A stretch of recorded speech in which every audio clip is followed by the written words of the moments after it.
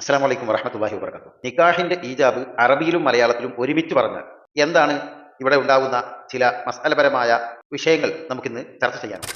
നിക്കാഹിന്റെ ഈജാബ് ആദ്യം അറബിയിലും പിന്നെ ഈജാബ് തന്നെ മലയാളത്തിലും ചൊല്ലിക്കൊടുത്ത് അതിനുശേഷം കബൂൽ അറബിയിലും പിന്നെ മലയാളത്തിലും ചൊല്ലുന്നു. ഈ രീതിയിൽ നിക്കാഹിന്റെ കാര്യത്തിലുള്ള ഒരു വിശകലനത്തെ നാം പരിശോധിക്കേണ്ടതുണ്ട്. ഇത് സാധുവാണോ, ഇത് ശരിയാണോ, ഇത് പാടുണ്ടോ എന്നതാണ് ഇന്ന് നാം പരിശോധിക്കുന്നത്. ഒരു സുതാര്യതയ്ക്ക് വേണ്ടി അത് പ്രോത്സാഹനജനകമല്ല എന്ന് തന്നെയാണ് നാം അതിനെക്കുറിച്ച് പറയുന്നത്. അങ്ങനെ ചെയ്താലും നിക്കാഹ് സാധുവാകും, നിക്കാഹ് ശരിയാവും.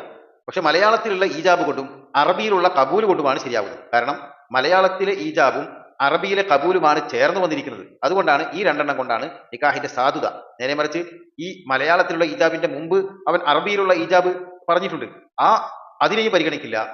ഈ അറബിയിലെ കബൂലിന് ശേഷം മലയാളത്തിലുള്ള കബൂലും അവൻ പറഞ്ഞിട്ടുണ്ട്. രണ്ടാം പ്രാവശ്യം പറയുന്ന മലയാളത്തിലെ കബൂലും ഒന്നാം പ്രാവശ്യം പറയുന്ന അറബിയിലെ ഈജാബും ഇവിടെ പരിഗണനീയമല്ല. രണ്ടാമത്തെ ഈജാബും, അതായത് മലയാളത്തിലെ ഈജാബും അറബിയിലെ കബൂലും ചേർന്ന് വന്നതുകൊണ്ട് ഇത് രണ്ടുകൊണ്ടുമാണ് ആ നിക്കാഹ് സ്വഹീഹാവുന്നത് എന്ന് നാം വ്യക്തമാക്കി മനസ്സിലാക്കേണ്ടതുണ്ട്. അതാണ് നമ്മൾ നേരത്തെ പറഞ്ഞത്, അത് പ്രോത്സാഹനജനകമല്ല എന്നത്. അതായത് ആദ്യം അറബിയിൽ ഈജാബ് പറയുന്നു, ഉടനെ മലയാളത്തിൽ ഈജാബ് പറയുന്നു.